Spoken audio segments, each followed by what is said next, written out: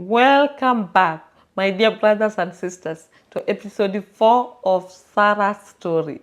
Today we follow Sarah deeper into the canyon mysteries to a place where water and light weave sacred patterns and where the earth itself remembers what flows through it. The morning arrives, soft and golden. Sarah wakes in her little canyon house feeling ready. Ready for what? She doesn't quite know. But when Salome knocks gently at her door, carrying a woven basket and wearing a knowing smile, Sarah understands today is about discovery. Good morning, Sarah, Salome says. Are you ready to walk? Sarah nods, gathering a water bottle and tying her hair back. Together, they are set off along the path that winds deeper into the canyon. They walk in silence, but kind of quiet that holds no awkwardness, only presence. The path climbs steadily upward, following the creek that has become Sarah's constant companion since arriving in the canyon. The farther they walk, the more the canyon reveals itself. Wildflowers Sarah has never seen before cascade down the walls in impossible colors. The creek grows wider, its voice becoming fuller, more confident. Birds call to each other in patterns that sounds almost like conversation. Sarah's hand rests instantly on her belly as she walks.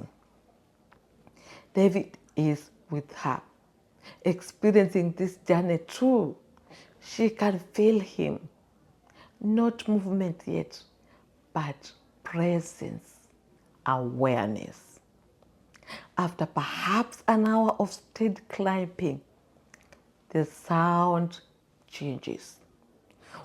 What was the bubbling voice of the creek becomes something deeper, more powerful, a rushing, thundering presence that fills the air. They round a bend, and Sarah stops, her breath catching. Before them, a waterfall cascades down the canyon wall. The spray catches the morning light, creating veils of mist that shimmer with color. But Salome doesn't stop to admire it from a distance. She continues forward, picking her way carefully along wet stones, heading directly toward the falling water. Sarah follows, her heart quickening. The roar of the waterfall surrounds them now, filling the world with its powerful voice. And then Sarah slips behind the curtain of water, disappearing from view. Sarah hesitates, only a moment before following. Behind the waterfall, between the falling water and the canyon wall, exists a space Sarah could never have imagined.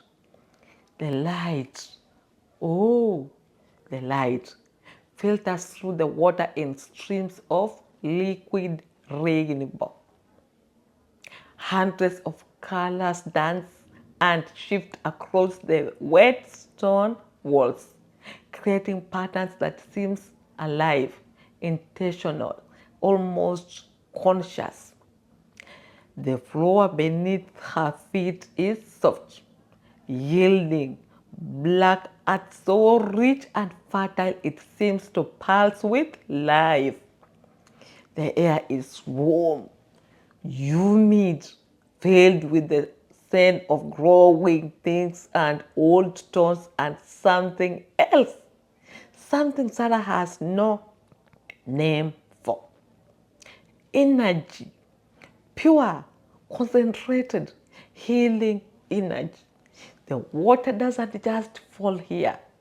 It flows with purpose from a hole in the rocks above, leaving this protected space behind its curtain. Warm water, powerful water, water that has traveled through the earth itself before emerging here. Sarah stands completely still, overwhelmed. Every cell in her body responds to this place. She can't feel David responding to a sense of deep contentment, of rightness, of homecoming. This is scared ground. Salome moves through the space with practiced grace. Her hands gently as she examines the plants growing in the rich black soil. She's looking for something specific. Plants whose flowers have faded, whose seeds are just beginning to form. Bishop's weed. Sarah hears herself say, the words emerging without thought. Salome looks up, smiling. You know it. It grew everywhere around my old house, Sarah says, moving closer in great masses.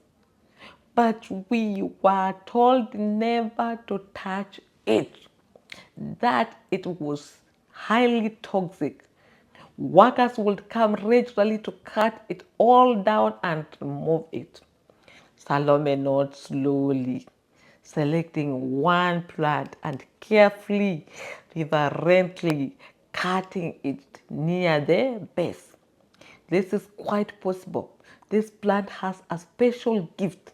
You see, it soaks up the surrounding energy, accumulates it, stores it in its leaves and roots. She pauses, cradling the plant in her hands. If the energy around it is toxic, if it grows in places of fear, anger, desperation, then yes, the plant becomes toxic. It holds all of that darkness within itself. Salome gestures to the space around them, the rainbow light, the warm water, the fertile earth. But here is this sacred place with such a long healing energy flowing through the stones and water. She smiles. Here, this plant becomes almost sacred itself. Sarah watches as Salome continues her careful harvest, moving methodically through the growing area. She selects each plant with intention, each cut made with respect, but she doesn't stop at just a handful. Her basket begins to fill, bundles of the precious herb, each one wrapped carefully before being placed with the others. You are talking quite a lot, Sarah observes, not as criticism, but with curiosity. I am talking what the market needs, Salome replies, and what this place can give without harm. I know this place well. I know how much can be harvested and how much must remain for the plants to regenerate fully. There is a balance. You see, not scarcity thinking, where you hoard and fear there won't be enough, and not greed, where you take everything without thought for tomorrow. She pauses in her work, looking around at the plants that remain. I take what is needed. The earth here is so fertile, the energy so strong that what I leave will flourish and multiply. In a few weeks, this place will be full again, ready for another harvest. Sarah feels something shifting in her understanding. This isn't taking from fear or taking from greed. It's participating in a natural circle, receiving what's offered, while ensuring the source remains healthy and strong. Salome's basket grows heavy with the burnt herbs, each one carefully selected, each one carrying the sacred energy of this place behind the waterfall. Sarah turns, taking in the full space, and something catches her eye in the corner. A splash color, a splash of color different from the rest. Deep purples and vibrant pinks, delicate petals that seem to grow with their own light. Salome, she called softly, moving toward the corner. What are these? The plants are unlike anything Sarah has seen in the canyon. Elegant, orchid-like flowers growing in a small cluster against the stone wall. They are breathtakingly beautiful, each bloom perfect, each one radiating a sense of peace. Salome comes to stand beside her, and Sarah notices something unexpected in her expression: surprise. I have never seen this here before, Salome says quietly. And I come to this place often, very often. She kneels beside the plants, studying them with the careful attention of someone who knows growing things intimately. This is a very rare plant, she finally says. Very rare indeed. What does it do? Sarah asks. Does it accumulate energy like the bishop's wheat? No. Salome shakes her head, her voice taking on a tone of reverence. This plant has a different gift entirely.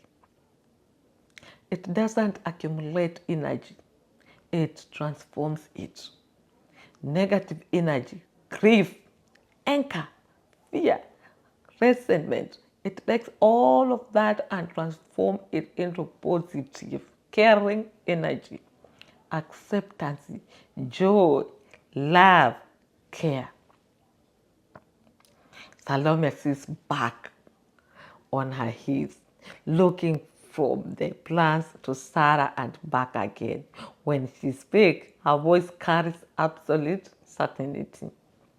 These plants are here because of you, Sarah. Their presence is related to your arrival in this place. Sarah feels something flutter in her chest. Not quite fear, not quite hope. What do you mean? You carry this gift? Salome says gently. The ability to transform pain into growth, darkness into light. These plants have appeared to reflect what you bring to this canyon. They are your medicine, Sarah, and medicine for others. For a long moment, Sarah simply stands there, one hand on her belly, surrounded by rainbow light and the thunder of falling water. Then seems to pulse with recognition, with confirmation. I want you to carefully dig out two of these plants, Salome says, standing and offering Sarah a small cloth sack. Take them with roots and soil. Preserve their connection to this earth. Can you do that? Sarah nods, kneeling in the soft black earth. Her hands move with unexpected confidence, gently working around the roots, preserving the precious soil, lifting two of the precious plants as if they were made of glass.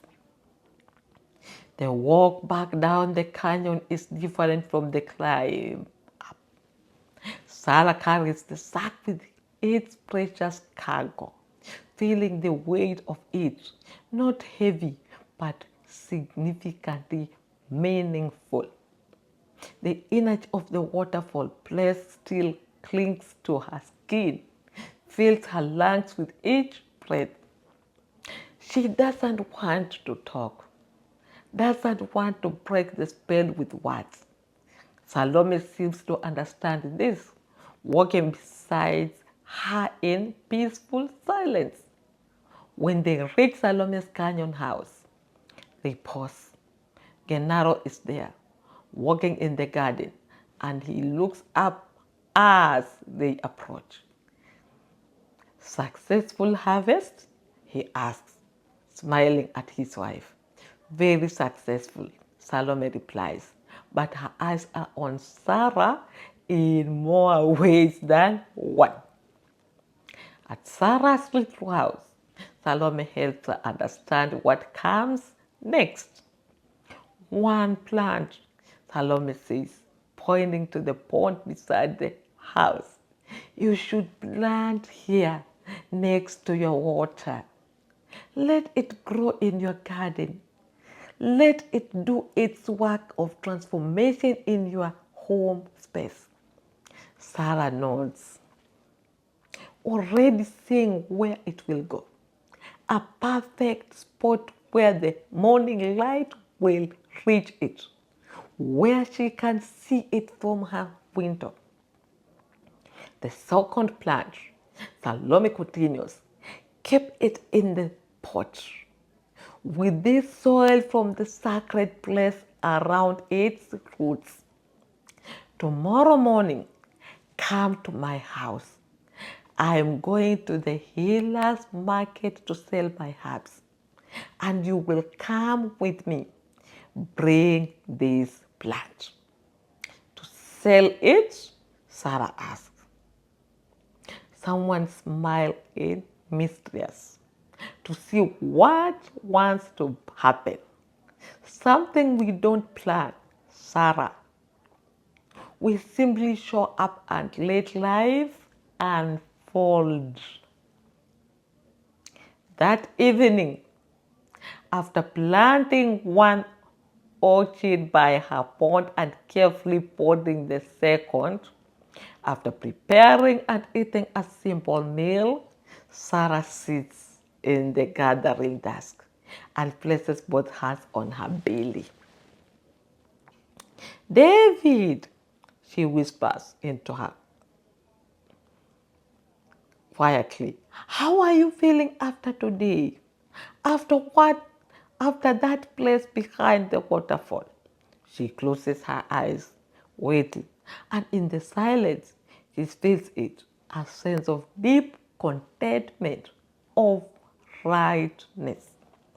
David experienced what she experienced, that overwhelming energy, that sacred space, that moment of recognition when the orchids were discovered. They are in this together, every step of the way. Sarah looks at the orchid growing beside her pond, its flowers glowing softly in the fading light. Already, she can feel it working, transforming, healing, preparing her for whatever comes next. Tomorrow, she will go to the market. Tomorrow, she will step further into this new world. But tonight, she rests in the gift of what she's been given. A plant that transforms darkness into light, growing beside her water, rooted in sacred earth. This is Eve, reminding you that every expert was once a beginner and every master was once a disaster. Your path is valid, your soul knows the way, and your next step is waiting for your courage. Thank you for listening to Sarah's story. What sacred spaces call to your soul? Let us know in the comments. Don't forget to subscribe, like, and press the bell. Share this video with at least one friend who has use for it. Until next time, keep growing, keep believing, and keep trusting that your gifts are exactly what the world needs.